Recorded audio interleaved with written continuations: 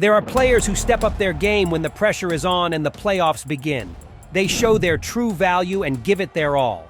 Well, the players in this video are not those guys. Check out the worst players of the last playoffs. And don't forget to subscribe to Go to Basket to stay up to date on all things NBA and basketball. Let's start with Dillon Brooks. Imagine not bringing your A game during the playoffs, and on top of that, provoking the wrong guy. Well, that's the perfect summary of Memphis's player, who on one hand had a good regular season, showcasing his defensive skills and getting selected for the NBA All-Defense second team. On the other hand, during the first playoff round, he caused more harm than good. Excellent defense and high intensity are Brooks's main weapons, and that's how he approaches playoffs. During the series against the Lakers, Dillon had excellent performances in the early games, especially on the defensive end. However, the boy has a small flaw. He often talks too much, and in his clumsy attempt to provoke the Lakers, he aimed at the wrong person, LeBron James. He said that the Lakers' number 6 is old and that he doesn't respect anyone until a player scores 40 points in his face. Oh no, Dillon, no, terrible move. Before Game 3, James approached Brooks and talked to him. Then in the game, James took charge, leading the Lakers to a 4-2 series victory. And what about Brooks?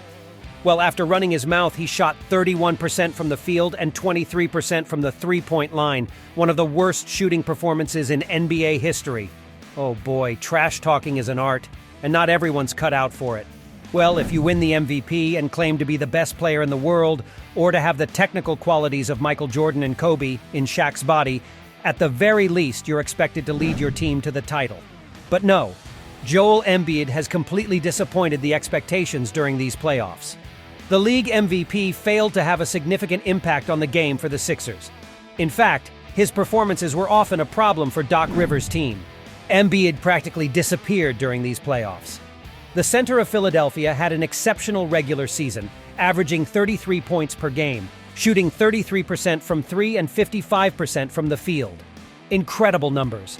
Now we know that playoffs are more intense, but Embiid has abandoned ship. With 23 points per game, 18% from three, and 43% from the field during playoffs. In particular, in the series against Boston, the Sixers center completely disappeared from the game. These are his statistics in the last quarters. Only 2 points with 6 shots from the field in the Game 4 won by Philly. In Game 5, only 4 points in the last period. In Game 6, a whopping 6 points. But he didn't touch the ball in the final minutes of the game. In Game 7, a total disaster. In the third and fourth quarter, Embiid scored only 2 points, with an embarrassing one for 6 on shooting, while Boston demolished the Sixers. Do you want to know the worst part? After the game, Embiid blamed his teammates, saying that he can't win games alone. Great MVP, great leader. But in Philly, there's another player who has been a ghost of himself during crucial moments. James Harden. The former MVP on the Sixers seemed to have found his dimension, and in fact that's true. During the regular season and in some moments of the playoffs, Harden led the team, scoring triples and assists like in his best seasons. Unfortunately for Doc Rivers, both the contributions of Harden and Embiid vanished in the most critical part of the season. During the Game 7 against the Celtics, despite his excellent performances in the previous games, Harden totally disappeared, avoiding any form of responsibility and limiting his action to passing the ball. Poor Rivers. His two superstars have definitely disappointed expectations, from the disappointment of Philly's center to that of Timberwolves centers. At the beginning of the year in Minnesota, there were many doubts about Gobert's coexistence with Anthony Towns. And even though they were partially disproved during the regular season, the two centers were a total disaster during the playoffs, where they were swept away in the first round by the future champions, the Denver Nuggets. Towns, despite being a player of undeniable quality, has not yet been able to meet the expectations placed on him as first overall pick in the draft. Plus, in these playoffs, when we expected him to carry the team on his shoulders, he failed to provide the right contribution. Another problem for Towns is the poor understanding with the Timberwolves' latest acquisition, Rudy Gobert.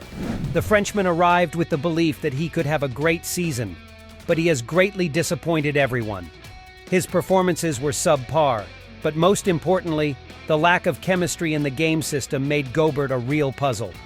He left with the conviction that changing the environment would help improve his worth. But Gobert is far from being a decisive player, and these playoffs have shown that. The Suns had a significant amount of talent in their roster this year. While they lost an important piece like Bridges, they benefited from the addition of KD. However, despite everything, these Suns stopped at the conference semifinals. And among the various things that didn't work, there's Ayton. After an excellent first round, the Suns center had praised his own performances, and the four. One success against the Clippers, claiming to have dominated. Well, against the Nuggets, the tables will turn. It's going to be the Suns center who will be dominated, facing difficulties against Jokic. We all know that Jokic is a tough opponent, but what's worth considering are the difficulties Ayton faced, even in physical aspects that aren't Jokic's strengths. Despite that, Ayton was outclassed. Or the lack of contribution to rebounds, Ayton's input was decidedly inconsistent, going from dominatin' to dominated. Let's conclude our journey by flying to Golden State. The former NBA champions failed to defend their title, and this is also because some of their key players didn't shine as usual. First among them is Poole. The young talent from the Bay Area had lit up during the playoffs last year, establishing himself as the third Splash Brother. Poole's season didn't start off on the right foot, getting a nice punch in the face from the Warriors' flag, Draymond Green. After this episode, the team's chemistry suffered, and first and foremost Poole, who during the regular season with ups and downs, failed to give continuity to his game. In the series against the Lakers, during the conference semifinals, Poole completely disappeared from the scene. If during the 2022 playoffs, Poole ended up with an average of 17 points, shooting 51% from the field and 39% from three, and 91% from free throws, this year his statistics have dramatically worsened.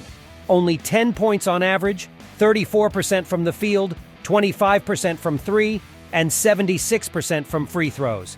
If you add to Poole's lack of approach, Klay Thompson, the second violin of the team, who also offered performances below expectations, it's no wonder these Warriors didn't go very far. What do you think? Who was the player that disappointed you the most during these playoffs? Let us know in the comments. And remember, if you enjoyed the video, leave a like and subscribe to Goat of a Basket. Thank you for following us, and see you next time.